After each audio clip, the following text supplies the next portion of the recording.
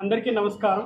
Especially press మెంబర్స్కి, తర్వాత media వాళ్ళకి, ప్రింట్ మీడియా, డిజిటల్ మీడియా అందరికీ నమస్కారం అండి.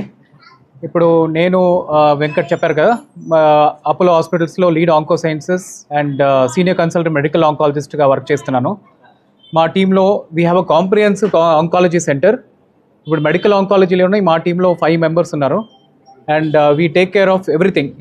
మెడికల్ ఆంకాలజీ దాంట్లో టార్గెటెడ్ థెరపీ, ఇమ్యునోథెరపీ, ఇంకా కీమోథెరపీ, ఇంకా మా టీంలోనే హెమటాలజిస్ట్ కూడా ఉన్నారు. ఇప్పుడు latest autologous stem cell transplantation, ఆ బోన్ మ్యారో ట్రాన్స్ప్లాంటేషన్లో ఆటోలోగస్ ఇంకా అలోజెనిక్ అని చెప్తాము, అది కూడా మేము చేస్తాము. ఇంకా latest procedures CAR-T cell therapy అని ఉంది, అది కూడా మా టీంలోనే మేము అంతా కవర్ చేస్తాము. ఇప్పుడు మా టీంలో అయితే ఆ CAR-T సెల్, ఆటోలోగస్, అలోజెనిక్, ఆ BMT అంతా చాలా ప్రొసీజర్స్ మేము చేసాము. ఇంకా అపోలో బెంగళూరులో చూస్తే మాది కాంప్రిహెన్సివ్ ఆంకాలజీ సెంటర్ అండి. అక్కడ apart from medical oncology, haematology, మాది PET-CT, ఇంకా థెరనాస్టిక్స్ అని చెప్తాము, ఇంకా సర్జికల్ ఆంకాలజీ, రోబోటిక్ సర్జరీస్ కూడా చేస్తాము. ఇంకా రేడియేషన్ ఆంకాలజీలో ఇంకా లేటెస్ట్ సైబర్ నైఫ్, ఇంకా రెగ్యులర్ రేడియేషన్ అంతా మాది అండర్ వన్ రూఫ్ మేము అంతా చేస్తాము.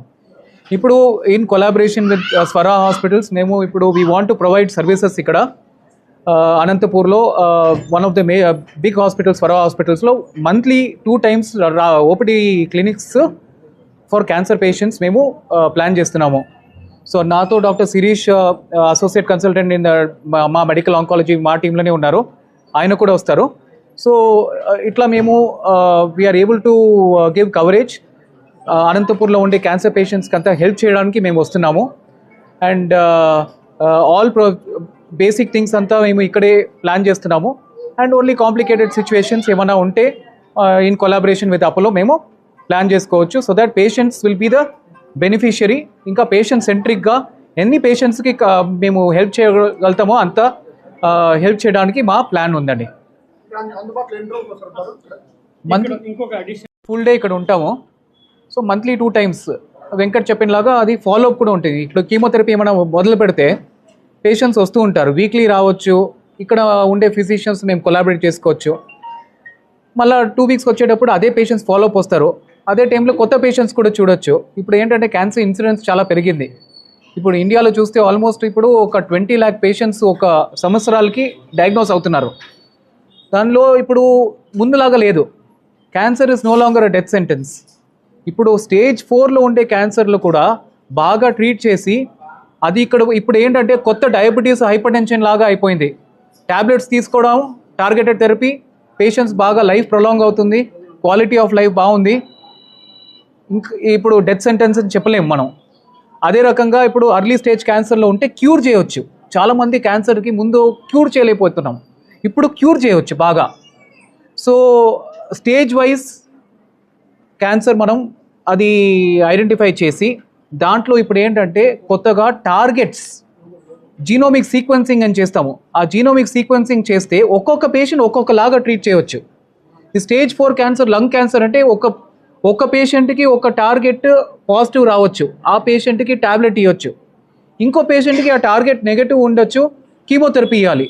ఇప్పుడు కొత్తగా ఇమ్యునోథెరపీ కూడా వచ్చింది.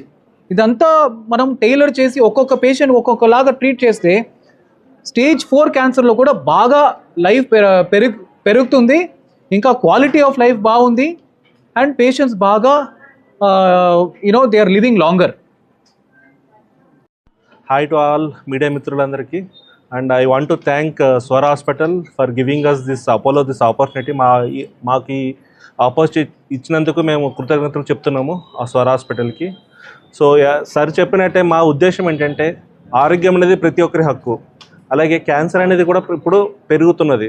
ఇప్పుడు జనాలకి క్యాన్సర్ రోగాలు ఎక్కువగా కనిపెడుతున్నాం. సో అది క్యాన్సర్ అనేది ప్రతి ఒక్కరికి దొరకాల్సిన ట్రీట్మెంట్, అది అందరికీ అందుబాటులో ఉండాలనేది మా ఉద్దేశం. సో ఇక్కడి నుంచి మాకు మెయిన్ ఉద్దేశం ఏంటంటే క్యాన్సర్ ఎలాగో అందరికీ అందుబాటులో ఉండదో దానికి అఫోర్డబిలిటీ కూడా ఉండాలి. సో అందరికీ బెంగళూరు రావడానికి కష్టం అవుతుంది, చూపించడానికి కష్టం అవుతుంది, ప్లస్ జనాలకి అవగాహన ఉండదు. సో అది ఇవ్వడానికే మా ఉద్దేశం మెయిన్. ఇక్కడ అవగాహన పెంచడానికి, అఫోర్డబుల్ ట్రీట్మెంట్ ఇవ్వడానికి, ప్లస్ ఫాలోఅప్లో ఉన్న పేషెంట్స్ రెగ్యులర్గా చూడడానికి. సో దీనివల్ల ఏమవుతుందంటే పేషెంట్స్కి అనుకూలం అవుతుంది, అట్లాగే వాళ్ళ అవగాహన కూడా పెరుగుతుంది. సో ఇది మా మెయిన్ ఉద్దేశం. మా ప్లాన్ వచ్చేసి అట్లీస్ట్ వన్స్ ఇన్ 2 సార్లు ఒక నెలలో 2 సార్లు రావాలని ఉద్దేశం ఉంది. సో అది ఇప్పుడు ప్రస్తుతం ప్లాన్. సో అయినంత వరకు అన్నీ ఇక్కడే చేస్తాం. ఇక్కడే అఫోర్డబిలిటీ చెప్పినా కదా, ఇందాక మెన్షన్ చేసినట్టే ఎంత అయితే అంత ఇక్కడే చేయడానికి ప్రయత్నిస్తాం. ఓన్లీ కాంప్లికేటెడ్ కేసెస్ తప్పితే మిగతా ఇక్కడే చేస్తాం. ఇది మా ఉద్దేశం, మెయిన్ ఉద్దేశం. ఎందుకంటే మీడియా అనేది చాలా ఇంపార్టెంట్ పబ్లిక్ మెసేజ్ పంపడానికి. మరియు అపోలో క్యాన్సర్ ఆంకాలజీ టీం వచ్చిన డాక్టర్ ప్రొఫెసర్ విశ్వనాథ్ గారికి, శిరీష్ కుమార్ గారికి, మరియు ఈ ప్రోగ్రామ్ని ఆర్గనైజ్ చేసిన వెంకట్ గారికి.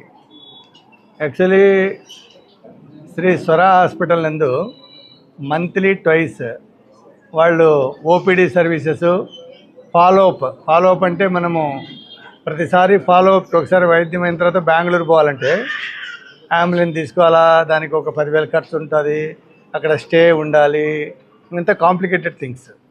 దానికని మనం నెగ్లెక్ట్ చేస్తాం అనమాట. సో ఆ సర్వీసెస్ మా హాస్పిటల్లో వీళ్ళు ప్రొవైడ్ చేస్తామన్నందుకు వారికి మా ధన్యవాదాలు, వారికి అభినందనలతో ఇక్కడ మేము స్వాగతం చేస్తాం. ఫైనలీ ఇవన్నీ ఏంటంటే ఇదివరకు మనకు హైదరాబాదు, మెడ్రాసు, వెల్లూరు అటువంటి చోటే మనకు ఇటువంటి వైద్యం దొరికేది. ఇప్పుడు డాక్టర్లు ఏంటంటే అవుట్ రీచ్ క్లినిక్లని సిటీ నుంచి డిస్టిక్లోకి వస్తున్నారు, డిస్టిక్ వాళ్ళు తాలూకాలకు పోయి వైద్యాన్ని అందిస్తున్నారు. సో ఎందుకంటే for public convenience and public survival కోసం నెగ్లెక్ట్ చేసి ఎక్కువ రోజులు పోరేమోనని. సో ఆ ఉద్దేశంతో వాళ్ళు మంచి సదుద్దేశంతో మా హాస్పిటల్లో మెయిన్లీ ఏంటంటే follow up, very very important is follow up. ఒక కేసు చేస్తే దాన్ని ఫాలోఅప్ చేయడానికి పదే పదే ఏమేమి అడ్వైజులు ఇవ్వడానికి వాళ్ళు వస్తున్నందుకు చాలా సంతోషం. ఇంకా స్మాల్ థింగ్స్ అంటే ఇక్కడ ఆ ఫెసిలిటీ లేనప్పుడు అటువంటి వాళ్ళను అక్కడికి రమ్మని వాళ్ళు తీసుకుంటారు. దీంట్లో కొన్ని సర్వీసెస్ మన ఎకనామికల్ స్టేటస్ని బట్టి కూడా చూస్తారు అపోలో హాస్పిటల్. అంటే అందరికీ పోతేనే ఇంత అని అనుకోవద్దు, ఒక్కొక్క పేషెంట్ ఎకనామికల్ స్టేటస్ని బట్టి కూడా ఉంటుంది. అండ్ మీకు అందరికీ తెలుసు అపోలో హాస్పిటల్ ప్రీమియర్ హాస్పిటల్, ఎన్నో సంవత్సరాల నుంచి ఉంది. కాబట్టి